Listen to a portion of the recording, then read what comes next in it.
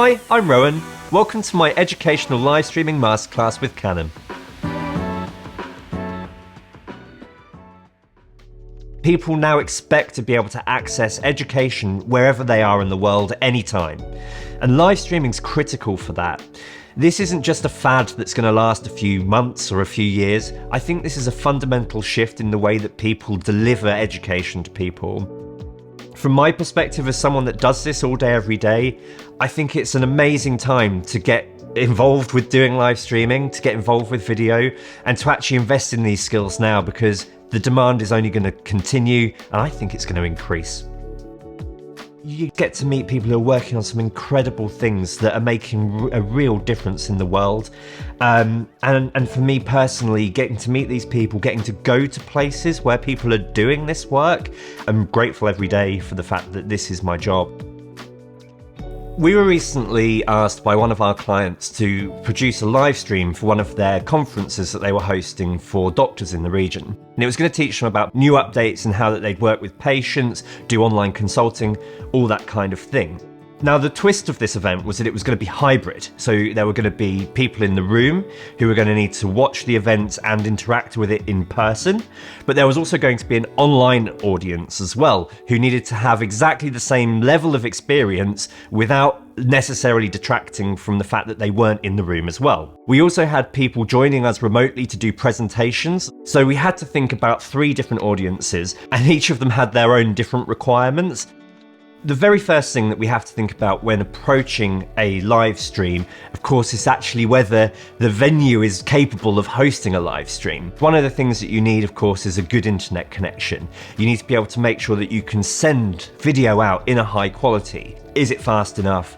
Will it support the stream? Is there a firewall that's going to block us from connecting up to whichever service we're broadcasting out to? Is there a place for us to have a desk at the back that we're going to put our live stream equipment from? Where are we going to be placing the cameras? All those kind of things we look at in the very first instance just to make sure that the stream is viable. In the case of this event, we actually went to the venue beforehand and we did a little recce. So we went there, we went and spoke to the facility managers, we asked them about the internet speeds, we took laptops down with cables and made sure we can plug in. One of the most critical things, in my opinion, is actually making sure that you get a wired connection for a live stream, because that means you're not going to be competing with everyone else who's on that same network.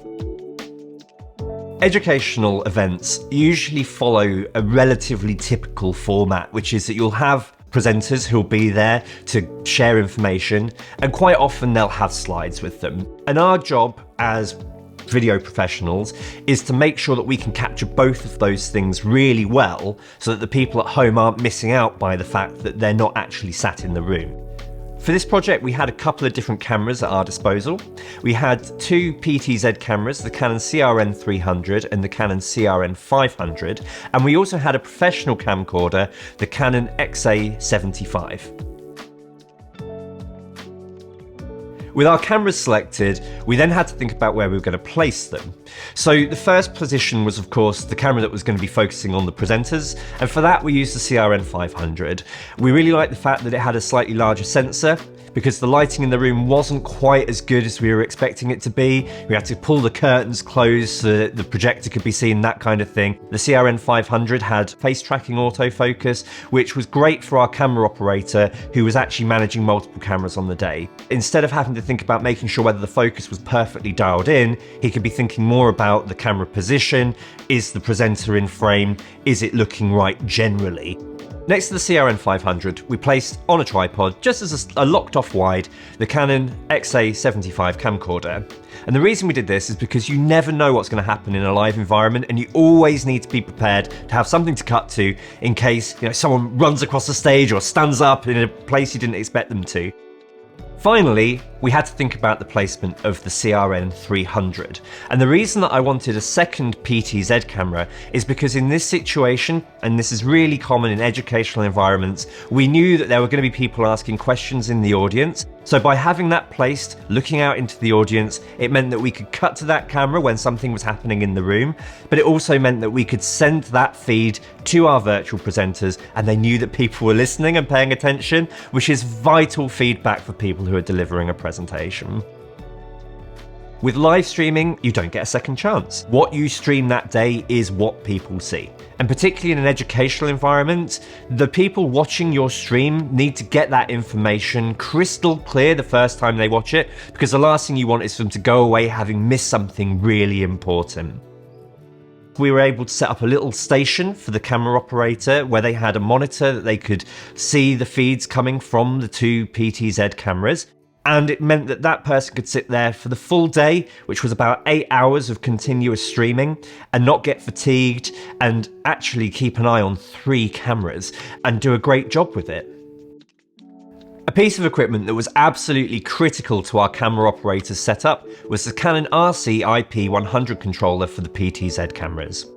This controller is fantastic. It's got a joystick so that the operator can move and reposition the cameras, zoom in, zoom out, do focusing, everything that you need for actually operating the camera. It's also got a touchscreen where you can do more advanced features like set presets for positions, even trace your movement and play it back later for a pre-recorded movement within the camera, which is just so cool. Live streams can be a bit complex sometimes. You've got to make sure all this camera equipment and all of your audio equipment talk to each other.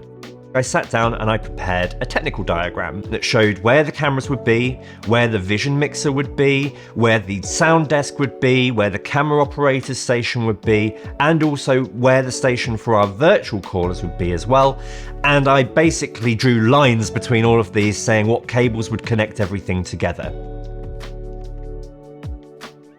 For this particular setup, we were using an SDI switcher. And the reason we were using that is because we knew that we had to send different types of video feeds to different places. For example, sending a video feed to the projector, sending a video feed to our online audience, and that kind of thing.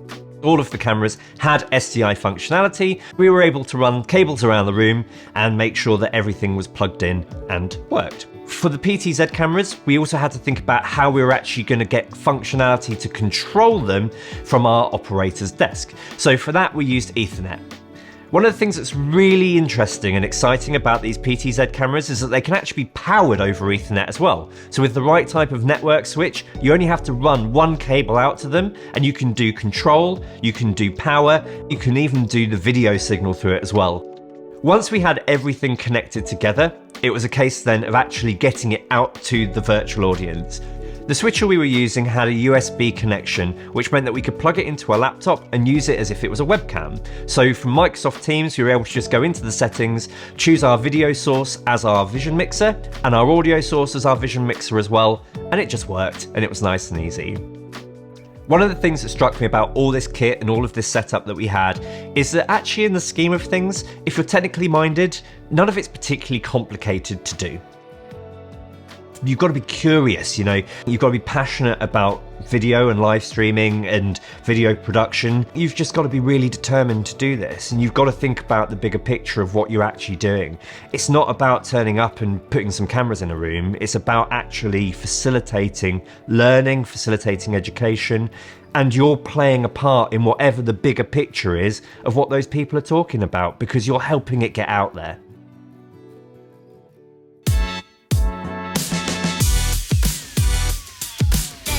The thing that makes these cameras so unique is that they're operated remotely, which is great for classrooms and lecture theatres because you can place them pretty much anywhere in the room, including in places where an operated camera may not be practical or might be in the way.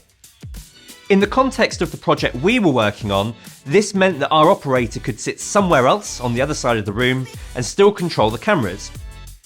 Another thing that I love about these cameras is that you can pair them with the RC IP100 controller, which opens up so many possibilities for how you can use them. With the CRN500 specifically, with the joystick, you can actually slow it down really slowly. So in the context of education where people aren't necessarily moving very much, you can have the camera quite far back in the room, zoom in really far, and still get those subtle movements of them at a lectern or moving around a stage. Thank you for watching my masterclass. I hope you enjoyed it and found it useful. And best of luck with your streams.